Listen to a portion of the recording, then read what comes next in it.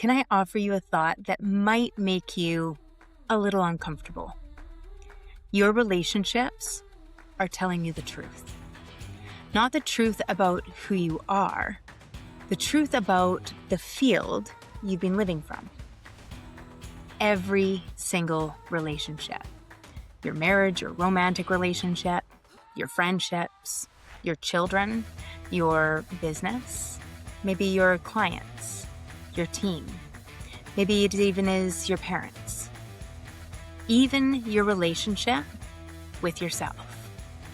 They are all reflecting something. Now, before you hear blame in that, please don't. This isn't about fault. It is about feedback. Because relationships are one of the most compassionate mirrors life can give us. They reveal what we cannot always see on our own. If you've been with me over the last few weeks, you've heard me say that thoughts report, beliefs organize, and the field creates the conditions. Today, I want to show you where those conditions become visible. Relationships. Because relationships are where the invisible field becomes a lived experience. Stay with me, because I think this conversation might change the way you look at every relationship you've ever had.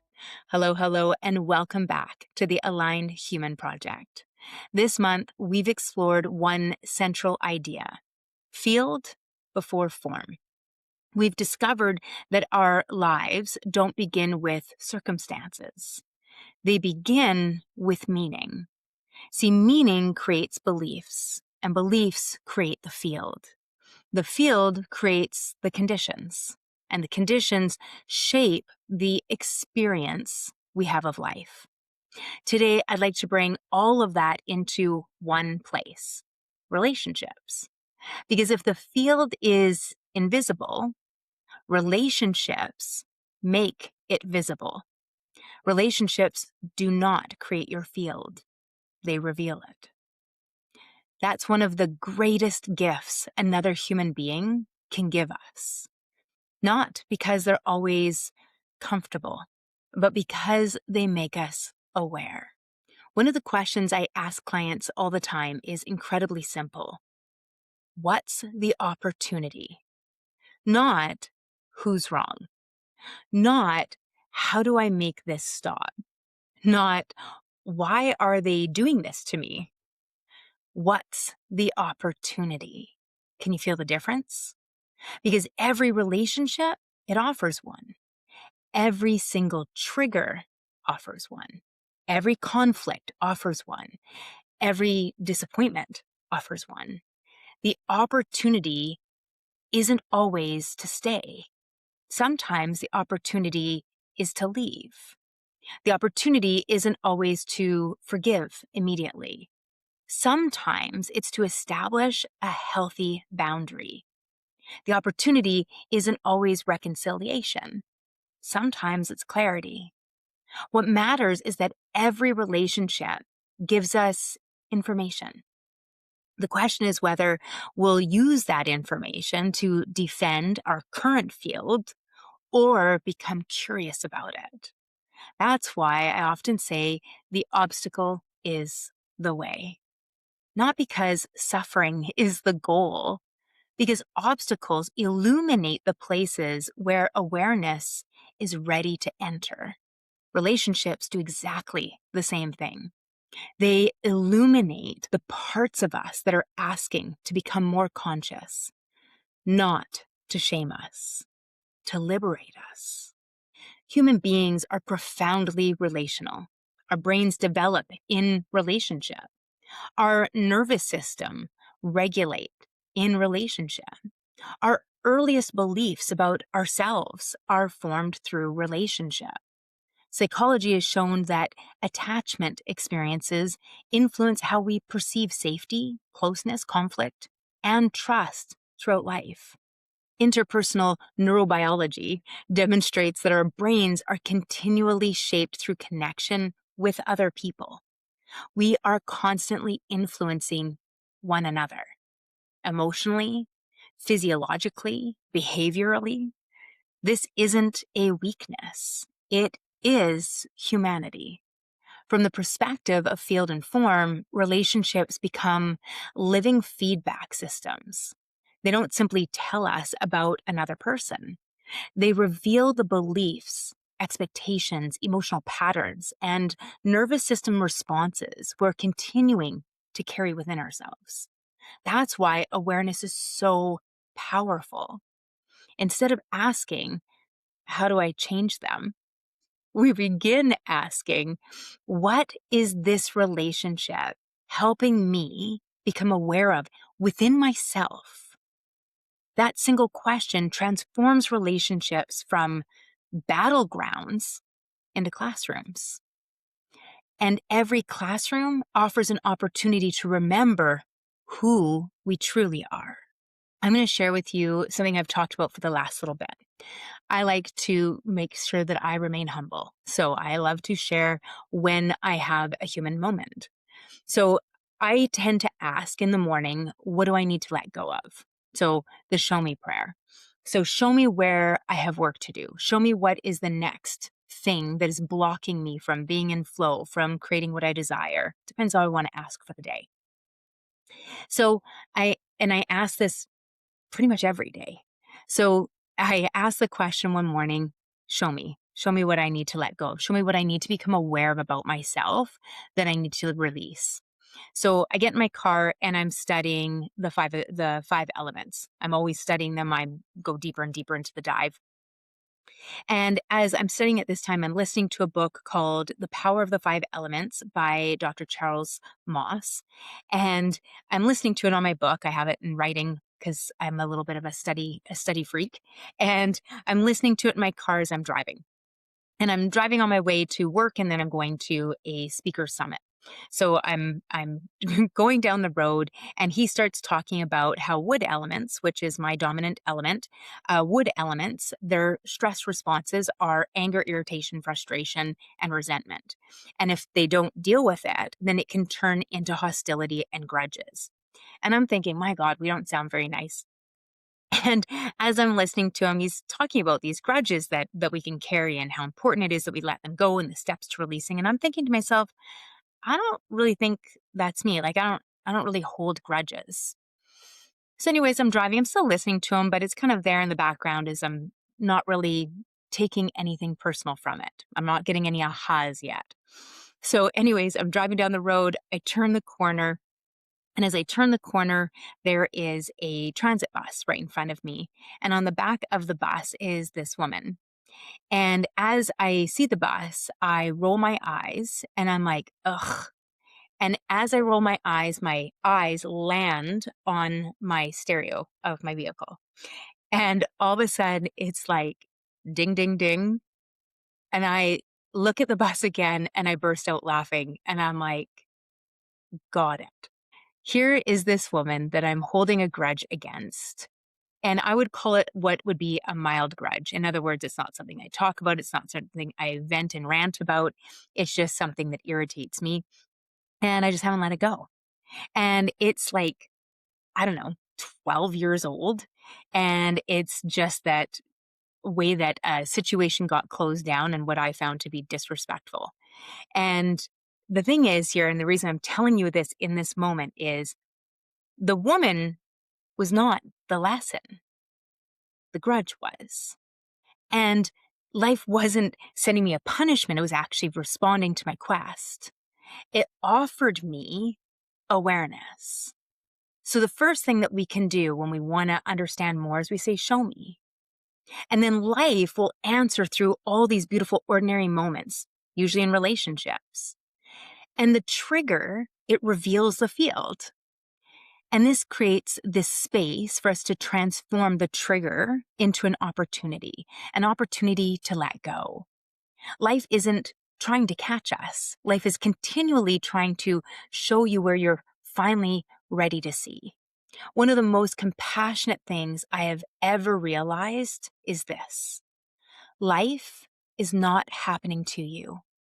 Life is continually responding with you. That's a very different relationship.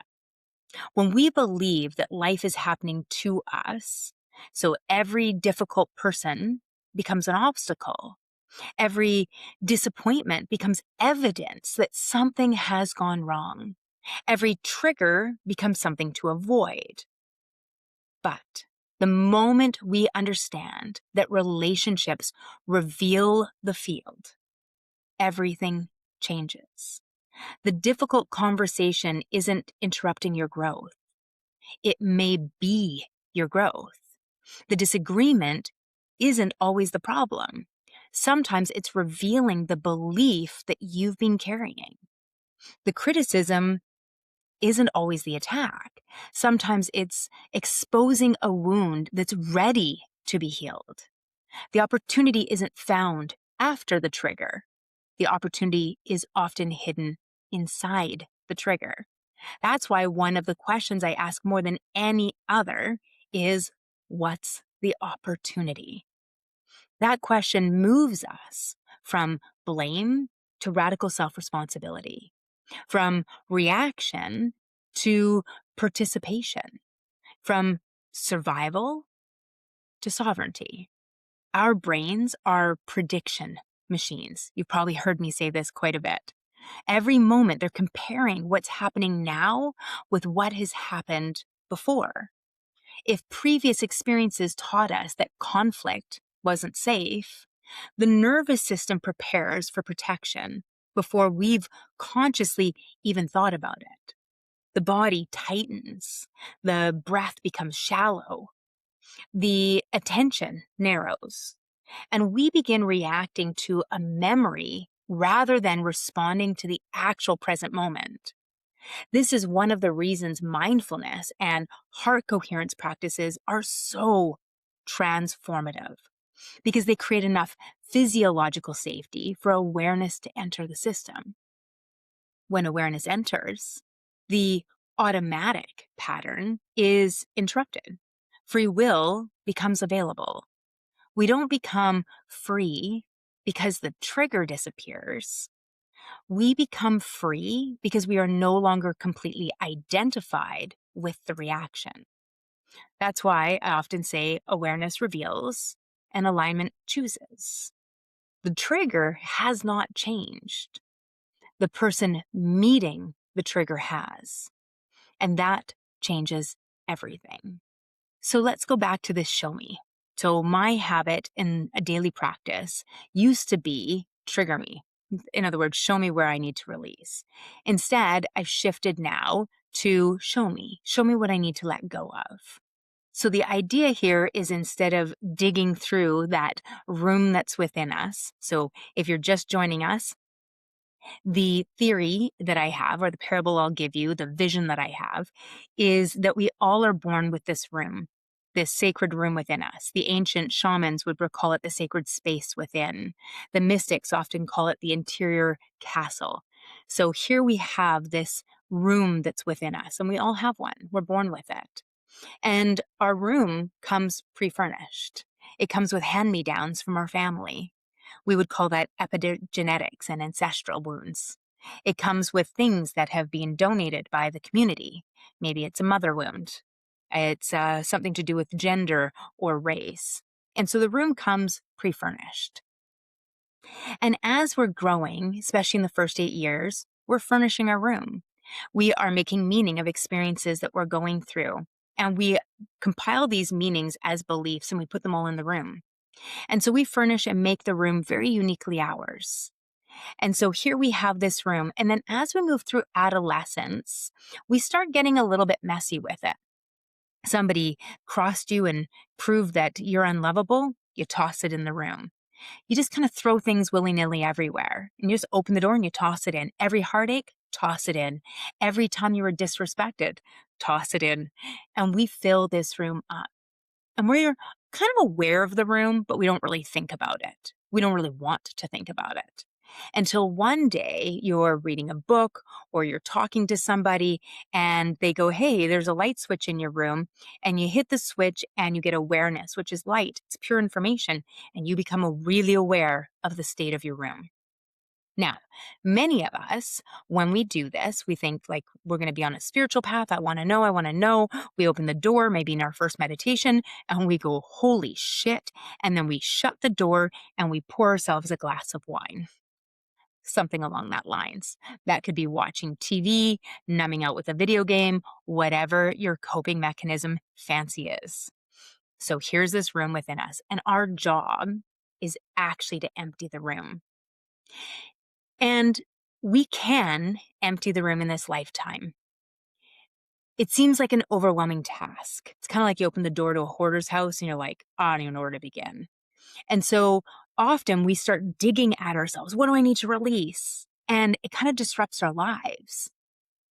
We start picking apart relationships. We start digging into all of these things that we're not really fully prepared to deal with because we're trying to control the healing or spiritual growth journey.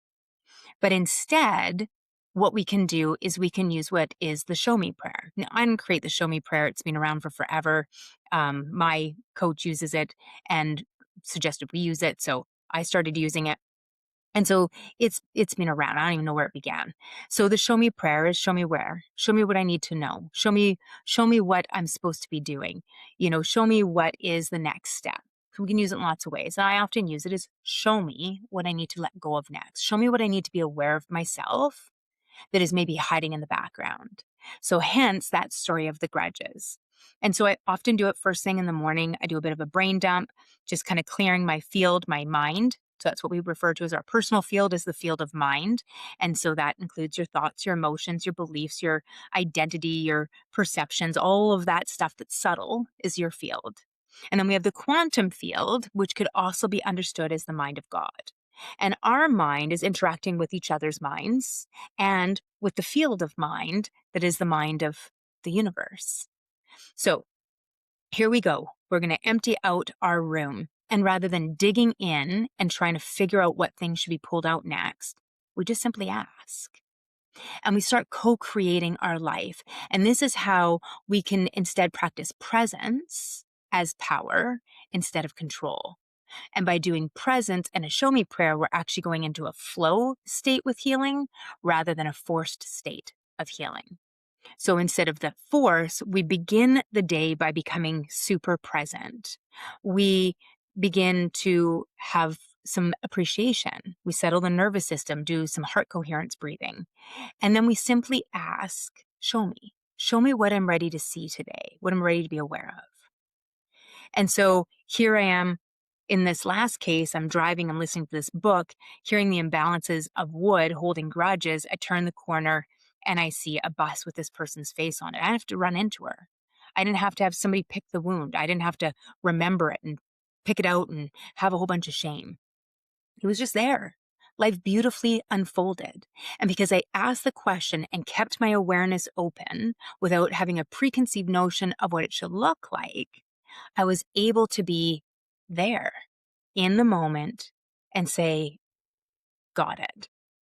And life wasn't punishing me. It was simply answering my quest, my prayer, not by giving me information, but by giving me awareness. So my challenge to you is to begin each day by asking to be shown, and then stay present enough to notice the answer.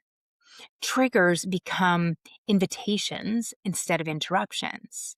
And then we use curiosity to replace the defensiveness that maybe wants to come up. So every ordinary moment becomes a part of the spiritual practice. The answer to your prayer rarely arrives as information. It usually arrives as awareness. The 5 elements reveal something beautiful here. See, every element has different triggers. Wood may be shown impatience, resentment, or control. Fire may be shown approval seeking or overextending. Earth may be shown rescuing or self-neglect. Metal may be shown judgment, perfectionism, or rigidity. And water may be shown fear, hesitation, or hiding. See, the prayer doesn't change. Only what life lovingly reveals does. Because awareness is always meeting us exactly where we are ready to grow. So, if relationships are continually revealing our field, how do we meet those moments without becoming overwhelmed or reactive? How do we begin every day prepared, not to control, but to consciously participate in it? I'd like to leave you with the practice that has become one of the foundations of my own personal life. Everything we've explored this month eventually leads us here: leadership. Because leadership isn't about having followers. Leadership is about cultivating a field. Whether you're leading a family, a classroom, a business, maybe a community or an organization, or simply yourself, you are continually creating an environment that other people experience. People don't simply remember what we said. They remember how they felt in our presence. So think about the people who have changed your life. Chances are you don't remember every word they spoke, but you remember how they made you feel: safe, seen, capable, maybe loved, maybe challenged, inspired. That wasn't an accident. That was the field they had cultivated interacting with your field. This is why I say that trust is what it feels like when someone's field and form are in alignment. There's no gap between who they are being and what they're expressing. That's leadership.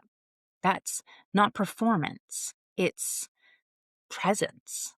So with that, I'd like to leave you with a morning practice that takes less than 10 minutes. Not because transformation needs to be rushed, because consistency changes lives. So begin by becoming still. Close your eyes and just start to slow your breath. And then you can place one hand on your heart, or two if you feel. It can even just be your fingertips, whatever feels right. And allow yourself to feel genuine appreciation, not because everything is perfect, but because life is here. Your heart is beating. Your breath is moving. Awareness is available. And just stay with that feeling until you notice your body start to soften, your mind become quieter, your nervous system start to settle. And now ask one simple question. Show me what I'm ready to see today. That's it. Don't analyze. Don't go looking. Don't force an answer. Just live your day and pay attention. Life has an extraordinary way of answering that prayer. A conversation, a billboard, a memory, maybe a child or a song, maybe a stranger, a moment of irritation, a moment of joy. Maybe it's going to be a relationship. The answer usually arrives disguised as ordinary life. And when it does, pause. Take a breath and then ask the second question. What is the opportunity? Not, why is this happening? Not, who's to blame? Simply, what's the opportunity? That one question turns your entire day into a spiritual practice. Not because life has changed, but because your relationship with life has. Now, you can go ahead and listen to the recording of the heart coherence meditation. It takes about 7 minutes. As I said, give yourself 10. So take 7 minutes, listen to that heart coherence meditation that allow you to come into your body, come into appreciation, and then you can follow up with the question. And you can find that link in the notes. The longer I walk this path, the more convinced I become that life has never stopped speaking to us. The question was never, is life communicating? The question has always been, am I present enough to notice it. That's why awareness matters. That's why compassion matters. That's why gratitude actually matters. They don't make life speak more clearly, but they do help us listen more deeply. Every relationship, every challenge, every success, every disappointment, every unexpected delay, every unexpected blessing, they are all invitations, not necessarily to change the world, but to become more conscious participants within it. The obstacle isn't in the way. The obstacle is showing you the way. Every trigger is pointing toward a belief, and every belief is pointing toward a meaning, and every meaning is inviting awareness. Every moment awareness enters, free will becomes available. Every single conscious choice changes the field. That's how lives change, one moment at a time, one choice at a time, one relationship at a time. This week, I invite you to try the practice. 7 days. That's all. Just 7 days. It's a small commitment to yourself. And begin each morning with appreciation. And then ask, show me. Show me what I'm ready to see today. And then trust life enough to answer. And then when it does, pause. And then ask, what's the opportunity? And then just journal what you notice. And at the end of the week, don't ask, what did I accomplish? Instead, ask, who am I becoming? Because that's the real work. If today's conversation resonated with you, I'd love for you to share it with someone who's been trying to force life into place. Maybe what they're really ready for is to begin participating in the life that's already unfolding around them. And if you're ready to understand your own patterns more deeply, download the 5 Elements of Alignment assessment and begin discovering the field you've been cultivating and the one you're now free to choose. Now, before we finish today, I want to share something I'm incredibly excited about. For the last several years, I've been pouring my heart into a project that brings together everything we've been exploring here on the podcast and on YouTube. And it's called Align Your Life. Over the next few weeks, I'll begin sharing more, and I've created an advanced community where I'll be releasing exclusive companion resources, behind the scenes teachings, and practices that won't be available anywhere else. And if you'd like to join us, you'll find the link below. I'd love to have you there. I want to leave you with this. Life is always speaking. The question is, are we listening? Prayer is not asking. Prayer is gratitude and appreciation for that which is already unfolding. Presence is where spirit and our soul are encountered, and gratitude is how we participate in that encounter. Compassion opens awareness. Awareness reveals the meaning. The meaning creates belief. Belief creates our field.